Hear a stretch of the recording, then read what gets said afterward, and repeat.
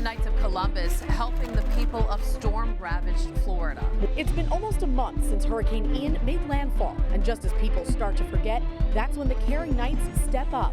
I'm Jessica Easthope with this shipment that's headed down to the Gulf Coast.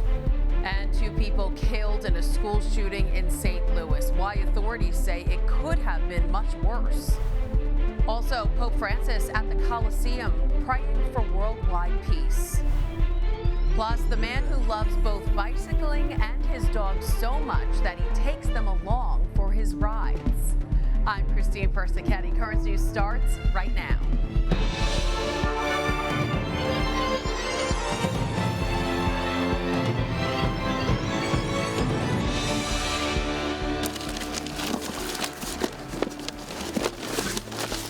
Help on the way. Donations from the Diocese of Brooklyn now headed for the Gulf Coast. The shipment of essentials is going out on Wednesday. It will be met there by a network of Knights of Columbus who have boots on the ground amid the devastation that remains in southwest Florida after Hurricane Ian. In the Diocese of Brooklyn, the Caring Knights are marking 10 years since they started helping with recovery efforts after natural disasters. Current News' Jessica Easthope spoke with some who say they know this won't be their last. They're only sending what's being requested. Nearly 1 month after Hurricane Ian made landfall in Florida, the state's deadliest storm since 1935, people are still desperate for the essentials because thousands are still homeless. And our thing is that after all of the TV stations are gone and the news stations are gone and everybody thinks it's okay, that's when we step in. Charles Shelley is the disaster relief coordinator for Caring Knights, Inc., a group of Knights of Columbus who mobilize after natural disasters. Soap. Collecting donations, shipping them down, and often going themselves to help those in need. Until you witness the devastation, the pictures in the news do not give it justice.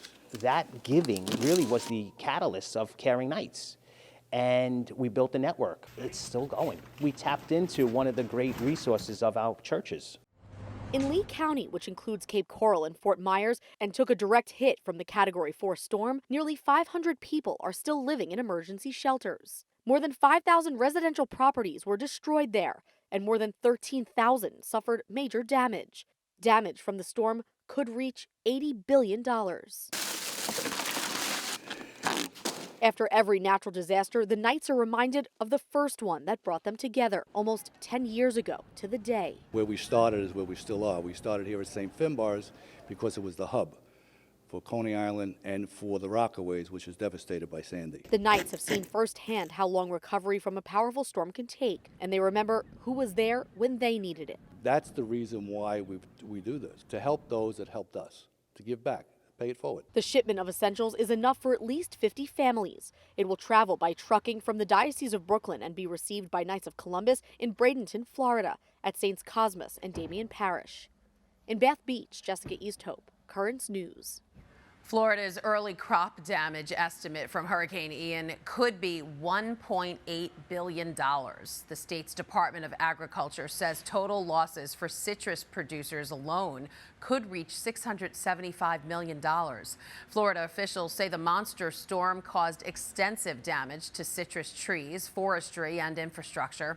Hurricane Ian was a Category 4 storm when it hit southwest Florida last month. You can still help the people of Florida thanks to a special fund set up by the Diocese of Brooklyn. Just make a check payable to the Compostela Fund of the Archdiocese of Brooklyn and mail it to Diocesan Finance Office, 310 Prospect Park West, Brooklyn, New York, 11215. Money donated will also go to recovery efforts in Puerto Rico and the Dominican Republic. Also tonight, it's happened again, this time at a school in the Midwest. I see a lot of kids. There was kids crying everywhere. But a fast response and tight security saved lives. The school was closed, but the doors were locked. Right now, the deadly St. Louis school shooting. A candlelight vigil was held Monday night to remember the victims, a 17-year-old student and a teacher. 7 people were hurt and the gunman died at the hospital. As Amy Kiley reports, the school had been training for an active shooter situation. This could have been much worse. That terrifying thought follows a deadly school shooting in St. Louis yesterday. Today is one of those days that we pray never happens across this country. Police say a teenage girl and a 61-year-old woman were killed. Alumni say the older victim was a teacher at Central Visual Performing Arts High School. The individual had almost a dozen 30-round high-capacity magazines on him, so that's a whole lot of victims there. Interim Police Commissioner Michael Sachs says a quick response saved lives. 7 security officers were on duty, according to the district. A police precinct is nearby, and the department says more officers were in the area for a funeral. They drove there, they put the car in park, they drew a weapon, they went into the building. There was no sidewalk conference, there was no discussion, there was no, hey, where are you going to, they just went right in. Authorities say it took 4 minutes for officers to arrive and another 10 to stop the suspect. They identify him as a 19-year-old recent graduate from the school. Sachs says he might have struggled with mental illness. Please have a conversation with your kid if they're old enough to have a device and make sure that any hoax or any joke that they're sending about school shooting right now will be taken incredibly seriously. I'm Amy Kiley reporting.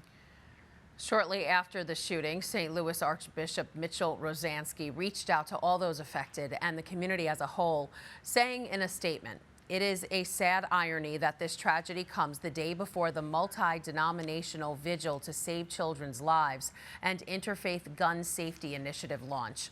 I urge all people of goodwill to join together in prayer for everyone affected and for divine guidance as we continue as a community to seek ways of addressing the dual crises of mental health and violence." In New York City, a new push from the MTA is hoping to keep certain criminals off the rails. On Monday, the MTA chairman called on judges and district attorneys to enforce a 2020 law that grants authorities the power to ban certain people from using public transit for up to 3 years. Right now, it applies to criminals convicted of sex crimes committed while they were using the system and those who've assaulted MTA employees. The chairman is also pushing to expand the ban to include criminals convicted of rider-on-rider assaults. However, the ban may be difficult to enforce, especially now as more and more police officers are leaving the NYPD. According to the Police Benevolent Association, roughly 340 officers are walking out each month. And at this rate, more than 4,000 officers will have left by the end of this year, possibly marking the largest exodus of officers since an attrition of more than 3,800 in 2002. Crime is sure to be the focus of a debate in the race for New York governor Tuesday night when it's Zeldin versus Hochul. This will be the only matchup between Congressman Lee Zeldin and Governor Kathy Hochul. They're facing off on a number of big issues, including crime and gun control. The latest round of polls suggests the Republican challenger is closing in on Hochul's once sizable lead. Meanwhile, the vaccine mandate debate continues as New York City battles the return of a Staten Island firefighter. The former member of New York's Bravest filed and won a lawsuit after he was fired in March because of the mandate. The firefighter refused to get the shot for religious reasons. He is a born-again Christian.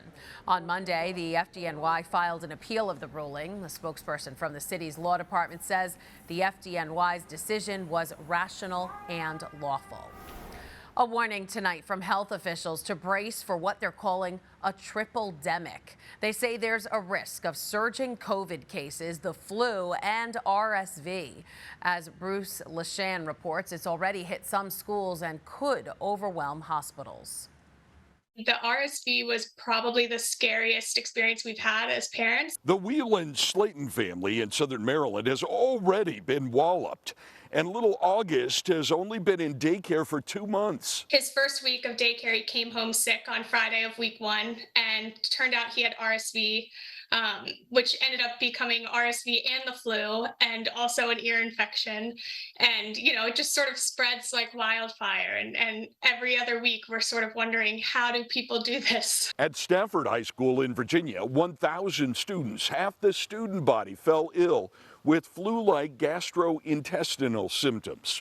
The school newspaper blamed a homecoming dance that had more than 1,200 students corralled in the lunchroom.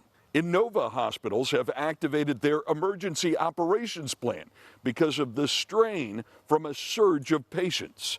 At MedStar Montgomery Medical Center, pediatrician Sophia Tafari says the 2 beds for children are already double booked. We are concerned that many of these children have not seen a lot of the viruses that they would have seen in the last couple of years. So we are bracing ourselves for a difficult winter for sure. Doctors warn that COVID, the flu, RSV, and other rhino and enteroviruses could all skyrocket in the next few months, creating a kind of triple whammy or tripledemic. All 3 of these viruses are expected to go up as we get into the typical cold and flu season. The weather gets colder, people start moving inside. Experts say the best way to keep hospitals from getting overwhelmed is to get vaccinated for the flu and for COVID. If not for yourself, for the most vulnerable among us, like the second baby Darcy Whelan Slayton is expecting. And all I can think is, if it was so scary with the 18-month-old, I'm really worried about the new baby getting sick. That was Bruce Leshan reporting. Researchers are currently working on a vaccine for RSV, which may be available next year. Up in New Rochelle, New York Archbishop Cardinal Timothy Dolan celebrated Mass at Iona University last week for the school's Superintendent's Spirituality Day. The Mass was dedicated to the entire Catholic school community and celebrated the achievements they made throughout the past 3 years, including dealing with the pandemic and improvements in test scores. There's a lot more news headed your way. Tourists trapped. A family goes on a tour of a cave and gets stuck underground. Why it took 2 days for them to be rescued. Plus, human trafficking sting. They forced migrants into prostitution until one of the victims called for help. And King of the Mountain, how an 8-year-old climber could make history. Emergency crews had to be called to rescue a family trapped in a cave in Arizona.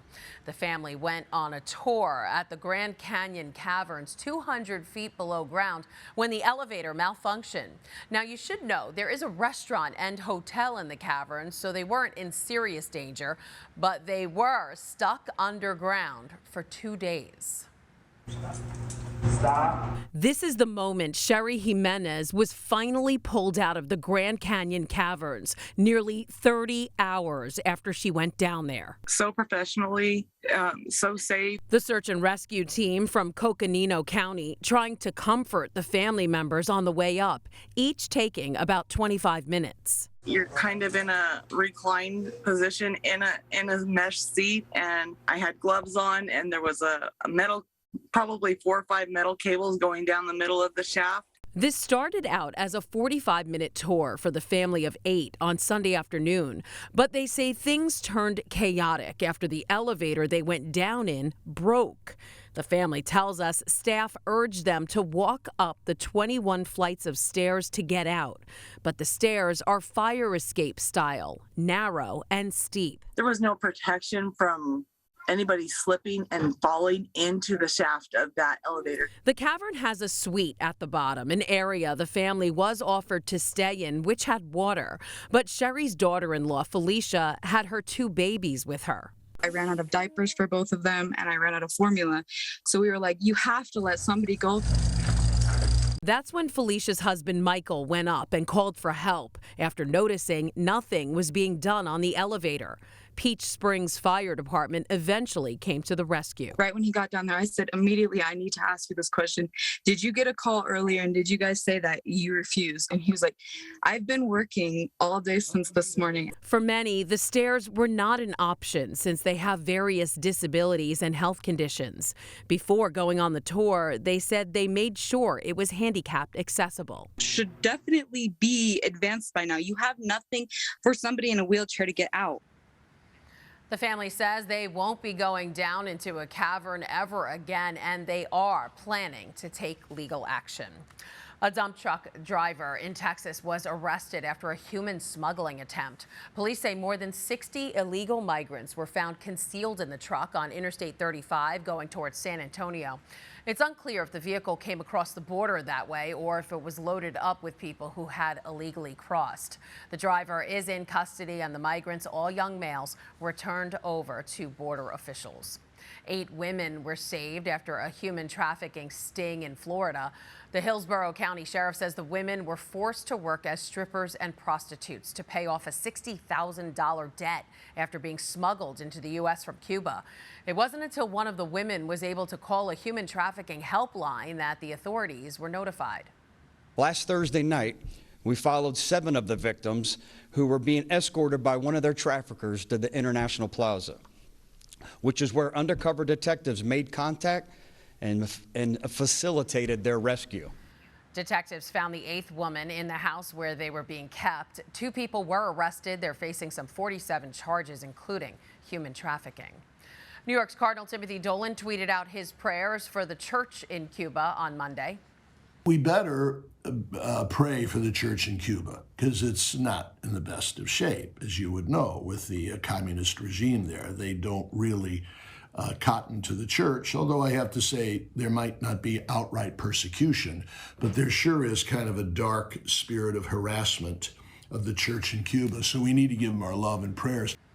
Cardinal Dolan sent out the message in honor of the feast of St. Anthony Claret. He was the Archbishop of Santiago. Meantime, the Pope contributed his own prayers for peace, holding a service at Rome's Colosseum. The ceremony closed out a 3-day summit for peace. Among the 2,000 at the Colosseum were presidents, religious leaders, and various other high-ranking authorities.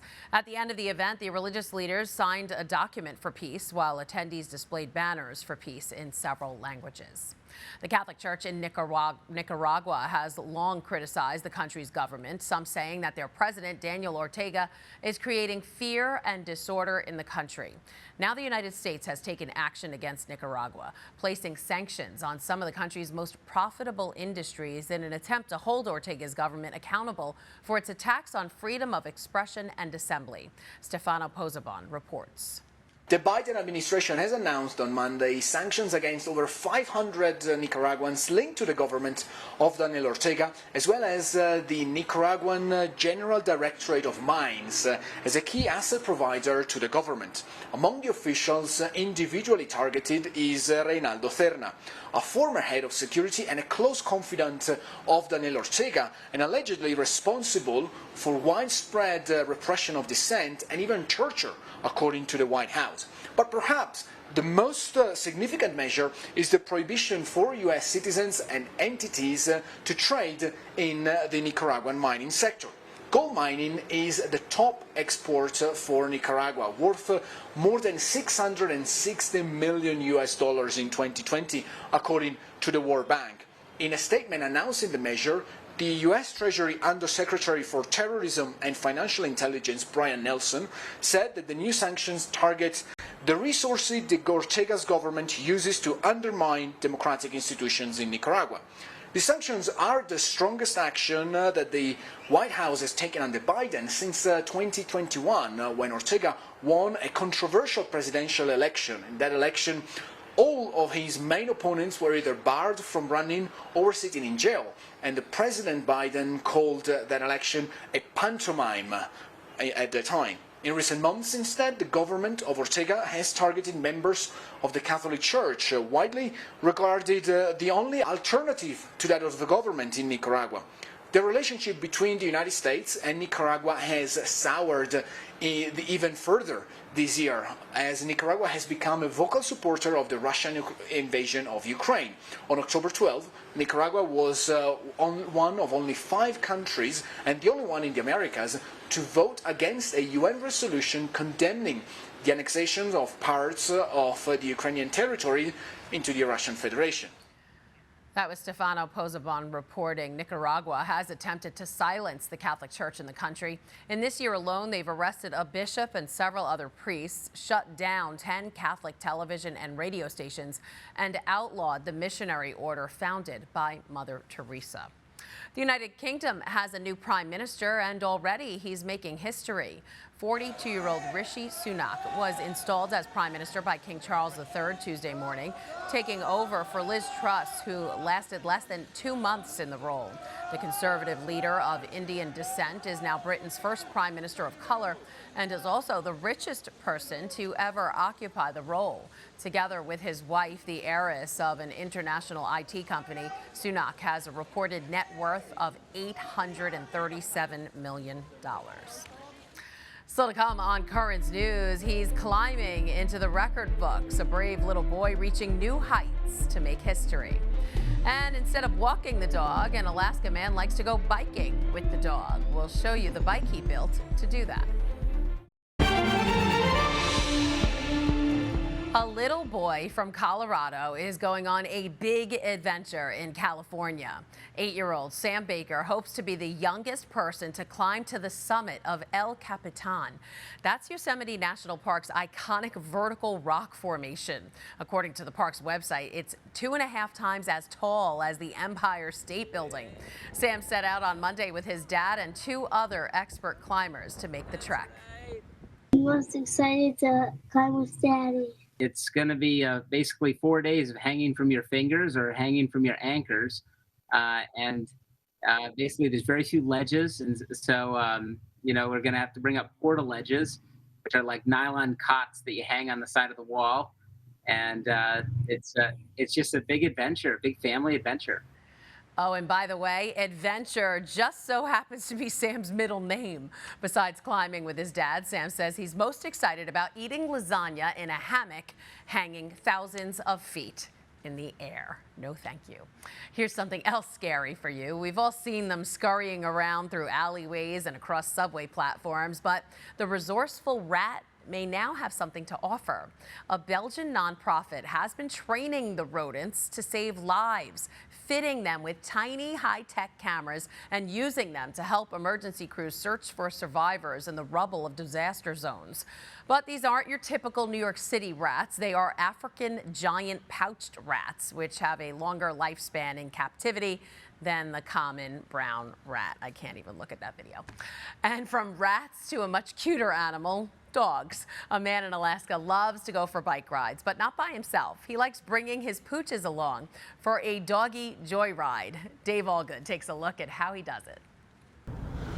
Doing good. From a distance, you might think that's a person on the front of that bike. Going down the road. But a closer look at these two, that's right, that's a doggy in some cool goggles. Biking down the road. Let's just call them doggles. This is... My name is David Jensen, and I like to ride bikes with my dogs, Salt and Pepper. David loves his bike and his dogs, and today it's just this cool cat, a canine, looking like a Zoolander model, hair blowing in the wind, those oversized and stylish sunglasses. What I most find surprising is people who are not bikers and would normally not pay me any attention will look at me and go, that's cool. The name of the dogs are Salt and Pepper. You get that? Salt and Pepper. And although Pepper didn't ride today, she rides. So how does all this start? Release the hounds. Hi, guys. Hold on.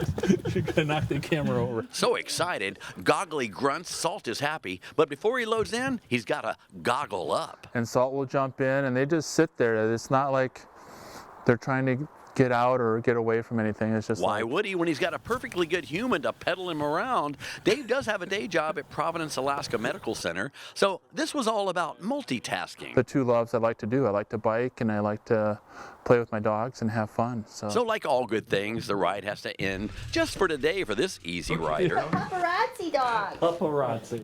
Now that's cute video. That was David Allgood reporting. Dave says he hopes to see other people in his neighborhood follow his lead and bring their dogs along for bike rides. And that is Currents News. I'm Christine Persichetti. Thank you for joining us because we are putting your faith in the news. Hope to see you again next time.